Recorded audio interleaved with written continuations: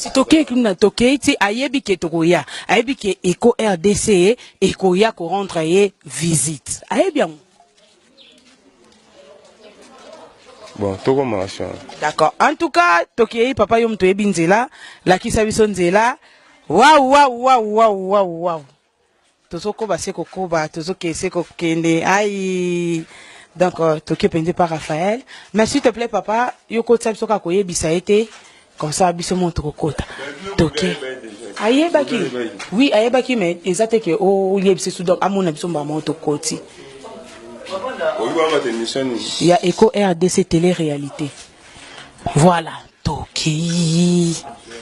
Den den den den. Den den den den. Den den den den. Toujours c'est là.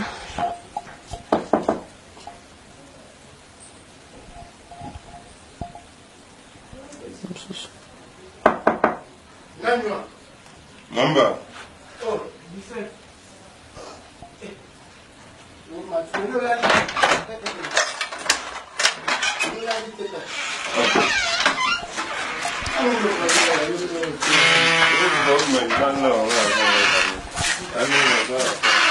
Surprise. C'est quoi ça? Bonjour Mamba. Mais qu'est-ce qui se passe?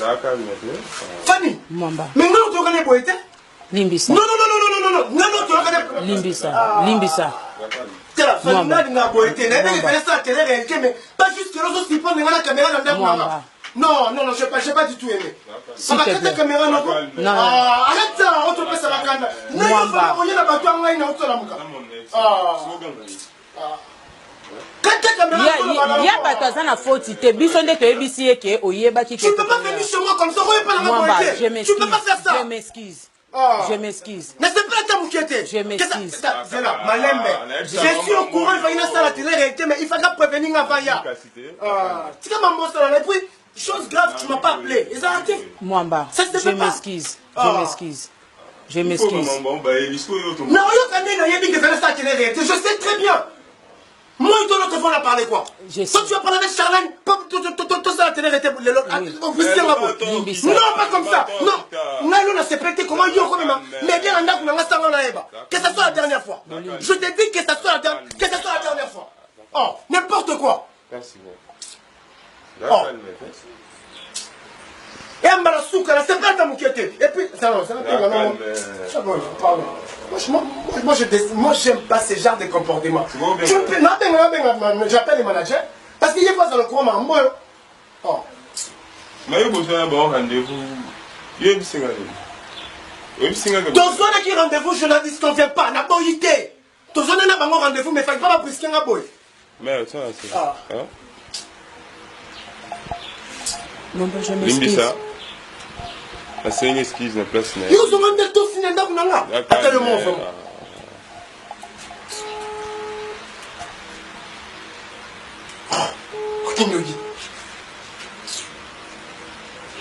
Oui, allô Charlène. En tout cas, je n'ai pas du tout aimé un comportement à Tamoukete. Je n'ai pas du tout aimé comment yo. Non, écoute-moi, s'il te plaît. Je m'en fous de ça. Et Talingaïté. Comment yo rotine à Batnanda ou n'a pas la télé-réalité ou prévenir ma moroté? C'est-à-dire quoi? Attends. On est en train de crier sur qui là en fait? On est en train de crier sur qui en fait? Mais je te parle parce que je n'ai pas du tout aimé. Il faut qu'il faut prévenir que non c'est la télé-réalité. Mais du coup, bah aussi prendre un torsini, nanda kunanga c'est ça vraiment. Tu crois que ça va changer quelque chose? Parce qu'au final, ils sont quand même là.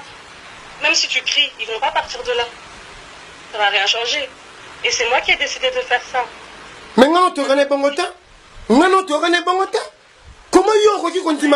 Non, attends, s'il te plaît. Moi et toi, tu planifieras toujours. Si je veux faire quelque chose, tu planifieras. Mais comment télé-réalité? Je n'étais pas au courant. Je n'avais pas que non, c'est la télé-réalité, mais brusquement, est-ce que ça va vraiment? Tu trouves ça normal? C'est quel genre de comportement ça? Tu me prends pour qui? Oh. C'est mon rôle.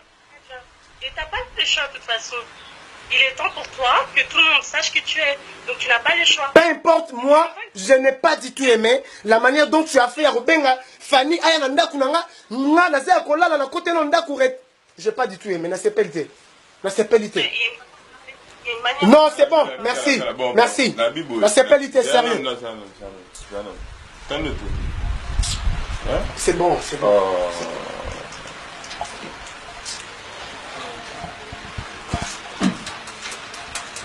Si ça n'a moi le soir, eh bien que tu l'es bien. Raphaël, je m'excuse.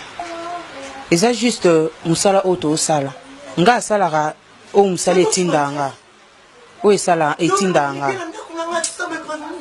Abisa kimia, oui ben que les réalités ça. C'est calme. Bolimbi c'est ça, Raphaël. Bolimbi c'est vraiment. Et mais ça non c'est. Mama sola sola vous. Mon nom n'est pas Bino. Et ça musala, nga musala. Faut comprendre que tu côté qui mota.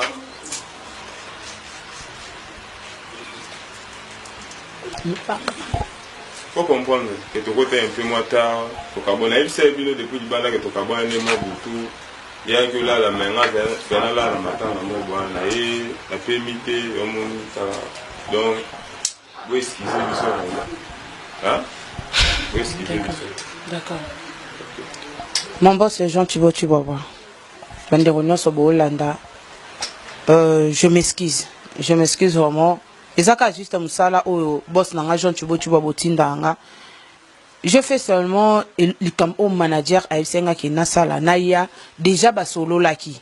Comme ça, on a juste Nasaka ou Ezamusa Nanga.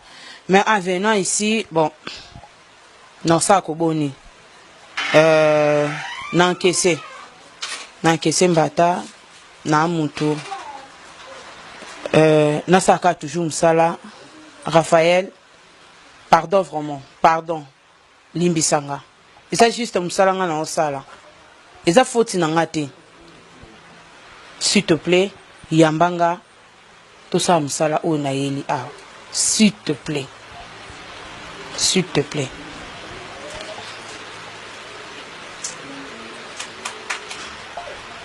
Tu peux me pardonner?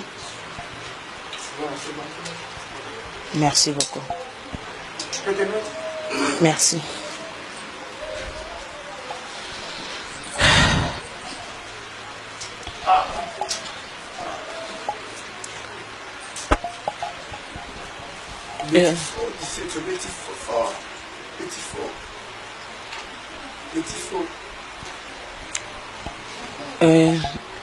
Bon, Raphaël, lokola ngaku peni na koki osilika par rapport à ndenge oser kobetanga ma na kipete loko eza musala si y a un moyen il y a au s'approcher kasi comme ça to continuer musala yo momoni ki eza faute na ngate eza faute ya manager ngate. Mais c'est bon, mais il fallait qu'il quand même pas prévenir là, tu vois. Parce que moi je peux pas refuser Moussala Oyo, parce que moi-même je savais qu'il fallait ça la télé-réalité, mais c'était brusque. Vous m'avez surpris. Et tout ce qu'on coûte c'est pas normal. Donc moi je n'ai pas du tout aimé. Il y a surprendre la tombe boy. Tu sais s'il est quelle heure? 6 heures du matin. Et Robin voilà la raté ton nez. Est-ce que ça va vraiment? Non, ça ne se fait pas. Ça ne se fait pas. Mais bon. Je suis désolé, j'étais vraiment énervé. En tout cas, excuse-moi. Je te garantis que ce genre de comportement va plus se reproduire. Merci beaucoup. Voilà. Tobongisi. Bandeko bakoki ko bunda singa famille e benda na rame e kata na raté. So na bina chamawa ezaki na BBC télé-réalité, faut nazonga kana ambiance onde na zaki na ngoliboso. Raphaël soki toye awa par rapport ya talent na yo, savoir faire na yo,